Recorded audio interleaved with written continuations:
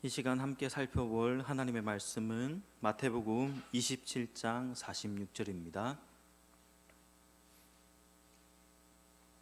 마태복음 26장 46절입니다.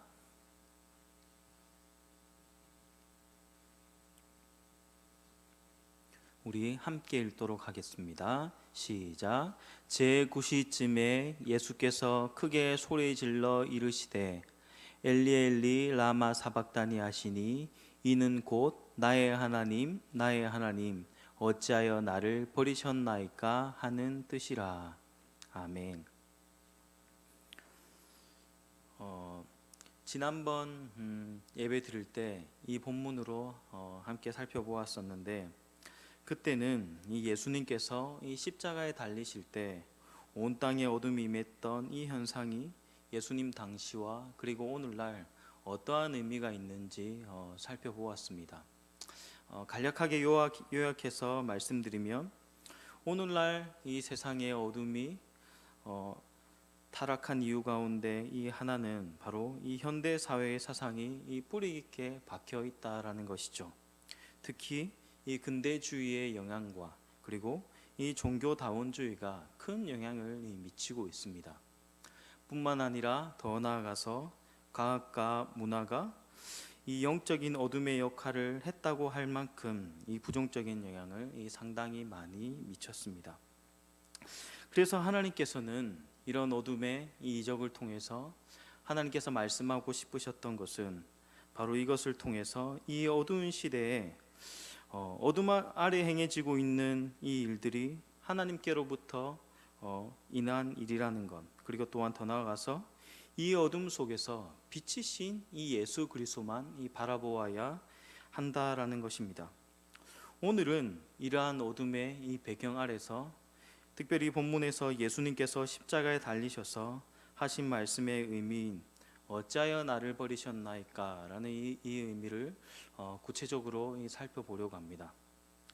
먼저 첫 번째, 이 어찌하여 나를 버리셨나이까 라는 이 말씀은 이 구원으로부터 멀어져 이 멸망하는 죄인이 부르짖어야 하는 이 탄식인 것입니다. 다시 말씀드리면, 사실 예수님께서 십자가에서 이 절규의 외침을 하실 것이 아니라 죄인인 우리가 마땅히 십자가에 달렸어야 할 우리가 그 십자가에서 외쳐야 할 외침인 것입니다. 그럼에도 불구하고 지금은 구원자이신 예수님께서 버림받은 채 이 십자가에 달려 계셨습니다. 그렇다면 왜 예수님께서 이렇게 인류가 고안해낸 형벌 중에 이 가장 잔인한 형벌을 당하시면서 이 고통 당하시면서 죽으셔야 했을까요? 그것은 바로 성경은 주님께서 우리의 구원자가 되시는 방법이다라고 말씀하고 있기 때문입니다. 예수님께서 하나님께 버림받는 이 방법이 바로 우리를 구원하시는 이 방법이었습니다. 우리를 구원하시는 방법이 구원자가 버림받는다라는 것은 인간의 지혜로는 사실 잘 이해되어지지 않습니다. 그래서 많은 사람들이 이 예수님의 십자가를 보면서 믿지 못하는 이유도 바로 그 가운데 하나 중에 있습니다. 하지만 예수 그리스도의 죽으심과 그리고 보혈의 능력이 아니고는 결코 우리의 죄가 사해질 수 없다라는 사실을 우리는 기억해야 합니다. 만약 예수님의 죽으심과 부활이 없으면 지금 우리의 신앙생활은 아무런 의미 없는 신앙생활이 되고 말 것이기 때문입니다. 만약 예수님의 죽으심과 이 부활이 사실이 아니라면 우리 모두는 이 인류 최대의 거짓말쟁이에게 속고 있는 것이 되고 말겠죠. 만약 예수님께서 이 땅에 오시지 않았다면 우리 모두는 지금 그냥 예수 그리스도를 믿는 이 신앙을 버리고 그냥 세상 사람들처럼 세상의 쾌락과 그리고 만족과 유익을 누리며 내가 인생의 주인이 되어서 내 마음대로 살아가야 합니다. 하지만 예수님은 인류의 최고의 거짓말쟁이가 아니시죠. 하나님께서 자기 아들을 버리시기까지 예수님을 이 세상에 보내신 이유는 바로 죽을 수밖에 없는 우리의 죄를 위해서 자기 몸을 버리시고 우리를 살리기 위함이었습니다. 그래서 예수님께서 이 십자가에 고통당하시면서 이 절규의 외침은 하나님께서 우리에게 베푸신 이 큰 은혜가 되는 것입니다. 특별히 또한 어찌하여 나를 버리셨나이까 라는 이 의미 중에 또 다른 의미 가운데 하나는 특별히 예수님께서 일평생 말씀을 지표로 삼으셨다라는 것을 우리는 발견할 수가 있습니다. 오늘 이 본문 말씀은 사실 이 시편 22편 1절 말씀을 예수님께서 인용하신 것입니다. 이 말씀을 보면 내 하나님이여 내 하나님이여 어찌하여 나를 버리셨나이까 어찌 나를 멀리하여 돕지 아니하시오며 내 신음소리를 듣지 아니하시나이까 라는 말씀입니다. 다윗은 이 시편을 기록하면서 하나님께 신음소리까지 내어가면서 간구했지만 자신이 마치 하나님께 버림받은 것 같은 마음을 받았으며 전혀 하나님의 도우심을 받지 못했음을 말하고 있습니다. 예수님께서는 이런 시편의 말씀을 인용하시면서 다윗이 당한 그 고통보다 더욱 큰 고통임을 우리에게 말씀하셨습니다. 또한 예수님께서는 이 땅에서 어떠한 삶을 사셨는지 우리는 여기서 발견하게 되는 것이죠. 예수님께서 친히 하나님의 아들이시고 그리고 그분이 하나님이심에도 불구하고 늘 하나님의 말씀을 읽고 묵상하는 말씀 중심의 삶을 사셨습니다. 그래서 예수님의 생애는 말씀 안에서 숨쉬고 그리고 기도하면서 먹고 마시던 그런 생애였습니다. 말씀을 양식으로 삼으시고 진리 안에서 사셨던 것이죠. 그래서 마태복음 5장 17절에서는 내가 율법이나 선지자를 폐하러 온 줄로 생각하지 말라 폐하러 온 곳이 아니요 완전하게 하려 함이라 라고 말씀하고 있습니다. 예수님께서 왜 이 땅에 오셔야 했습니까? 아무도 환영해 주지 않는 세상에서 멸시와 천대를 받으시면서 왜 고통 당하셔야만 했습니까? 그것은 바로 하나님의 말씀이 온전히 이루어지기를 바라신 그런 간절함 때문이었습니다. 예수님께서는 모세오경뿐만 아니라 선지자의 글 시편도 하나님의 말씀임을 인정하고 사랑하셔서 늘 그 말씀을 암송하고 계셨습니다. 그러면서 말씀을 인용하실 때는 늘 이렇게 표현을 많이 하셨죠. 기록되었으되 라고 말씀하시면서 구약의 말씀을 많이 인용해서 말씀하셨습니다. 예수님께서 이처럼 주님의 삶이 말씀의 생애였다면 오늘 이 땅을 살아가고 있는 우리의 삶은 어떠해야 할까요? 당연히 주님의 삶을 본받아서 우리도 말씀의 삶을 살아가야 합니다. 진리의 말씀인 성경을 우리의 삶의 지표로 삼고 살아가야 하는 것이죠. 하나님의 말씀은 예수 그리스도를 믿는 우리로 하여금 이 구원의 진리를 밝혀 보여주고 그리고 예수님께서 이 세상의 빛으로 오시고 사신 그 소명을 우리가 이어갈 수 있도록 해주시고 그리고 어둠인 이 세상을 밝히 비추게 하면 신자로서 이 땅을 사는 우리가 마땅히 거룩한 삶을 살아갈 수 있도록 도와주십니다. 그래서 우리는 매일매일 우리의 삶이 하나님의 말씀을 읽고 묵상하는 그런 삶이 되어야 합니다. 그리고 하나님의 말씀을 읽을 때 하나님의 사랑과 그 은혜가 우리의 가슴에 늘 있어야 하는 것이죠. 오늘 우리의 말씀과 그리고 하나님의 말씀과 나와의 관계는 어떠합니까? 정말 세상 사람들이 보기에 우리는 말씀을 지표로 삼고 살아가고 있습니까? 지금같이 바이러스가 창궐하고 더욱더 우리를 하나님으로부터 멀어지게 하는 이때에 우리는 더욱더 하나님의 말씀 앞에 가까이 나아가야 합니다. 시편 119편에서 시편 기자는 하나님의 말씀을 사모하는 마음으로 이렇게 고백합니다. 119편 159절에 내가 주의 법도들을 사랑함을 보옵소서 여호와여 주의 인자심을 따라 나를 살리소서. 또 161절에는 고관들이 거짓으로 나를 핍박하오나 나의 마음은 주의 말씀만 경외하나이다.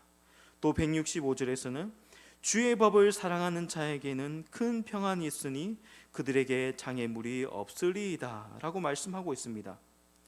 시편 기자는 늘 하나님의 말씀을 사모하면서 말씀을 묵상하고 늘 말씀을 읽고 사는 그런 삶을 살면서 성경 중에 가장 긴 성경의 장을 기록하면서 얼마나 하나님의 말씀이 중요한지 우리 신자들에게 가르쳐 주고 있습니다.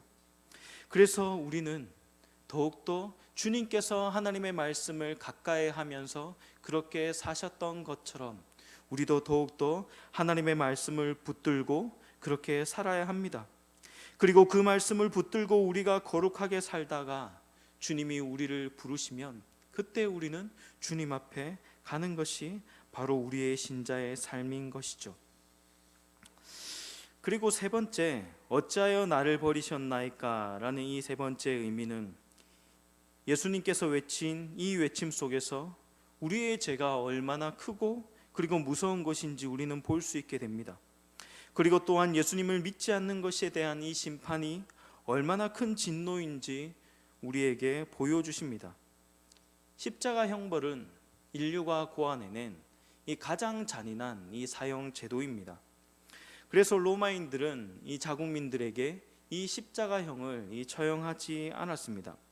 왜냐하면 그만큼 이 잔인하고 이 고통스러운 형벌인 것인지 알았기 때문에 가장 이 극악무도한 죄인들에게만 이 형벌을 시행했던 것이죠. 그래서 이 십자가형이 그만큼 이 잔인한 형벌이기 때문에 하나님의 진노가 이 무겁고 그리고 우리의 죄가 이처럼 엄청나게 크다라는 것을 하나님께서는 이 교훈적으로 우리들에게 보여주고 계십니다. 하지만 이 땅을 살아가는 수많은 사람들은 이러한 십자가 형벌을 보면서도 하나님의 진노를 전혀 두려워하지 않고 그냥 살아갑니다. 그들의 삶은 진리와는 상관이 없는, 아니 진리와는 전혀 배치가 되는 그런 삶을 살아갑니다. 끊임없이 하나님을 대적하고 그리고 진리의 말씀을 훼손하면서 거룩하신 하나님의 영광을 욕보이는 삶을 살아가죠. 불신자들만 그러한 삶을 살아갑니까? 우리 신자들 역시도 그러한 삶을 살아가고 있지는 않습니까? 마치 외형적인 신앙생활의 형식을 갖추면 구원받는 것처럼 생각하면서 살아가는 사람들이 많이 있다라는 것이죠.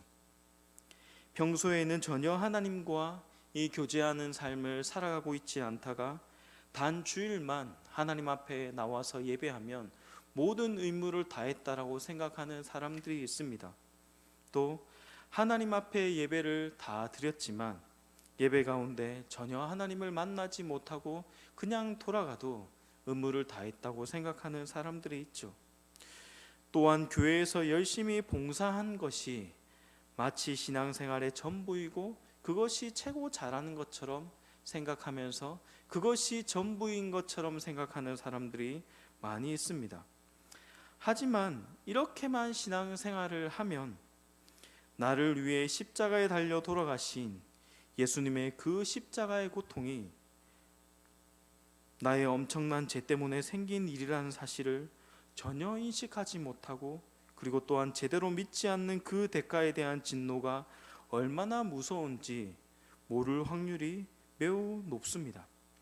그래서 거룩한 의무감 없이 그냥 죄에 민감하지 못한 채 하루하루 살아가게 되는 것이죠.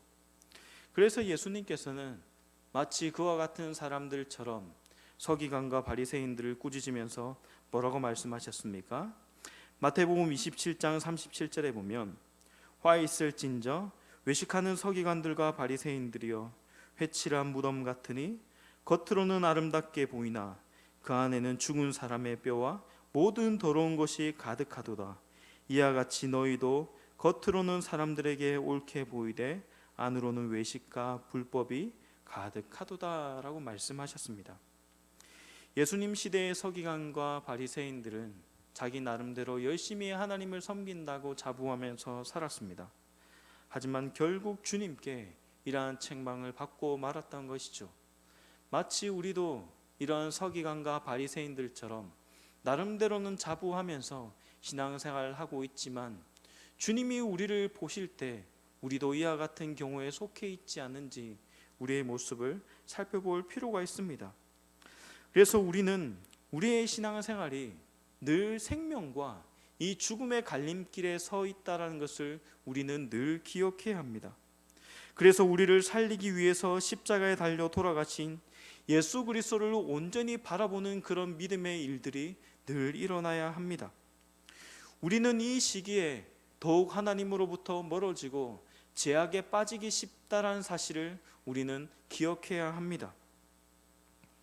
교회 역사에서 이런 죄로 인해서 고민하고 힘들 때 늘 하나님 앞에 엎드리며 이 돌이켰던 이 유명한 한 사람의 일화가 있습니다. 그는 바로 교회사에서 가장 위대한 복음 전도자로 불렸던 이 조지 히필드 목사님입니다. 그는 18세기의 영국의 대부흥 운동과 그리고 미국의 1차 대각성 운동의 이 주역이었습니다. 그는 눈물의 설교자고 그리고 열정의 설교자였습니다. 눈물 없이 마친 설교가 없다고 할 만큼 그에게는 늘 잃어버린 영혼을 향한 이 슬픔이 있었습니다. 그는 큰 대중집회를 약 18,000번 시간으로 환산하면 34년 동안 이 하루에 7시간씩 늘 그렇게 하나님 앞 성도들에게 이 설교했습니다. 그런데 그렇게 설교할 때마다 성령의 임재를 경험하고 많은 사람들이 하나님의 말씀을 듣고 회개하며 돌이키는 일이 있었습니다. 그러다가 몸이 쇠약해지니까 주변 사람들이 좀 쉬어가면서 바라보아야 할 것은 바로 십자가에 달리신 예수 그리스도를 바라보아야 합니다. 세상의 그 다른 어떠함을 바라보는 것이 아니라 세상의 쾌락과 유익을 쫓는 우리의 삶이 아니라 십자가에 달려 우리를 위해 죽으신 주님을 진실하게 바라보고 믿는 신앙생활의 회복이 우리들에게 필요합니다. 그러한 회복이 이 어려운 때 우리 각 사람 한 사람에게 있길 간절히 소원합니다.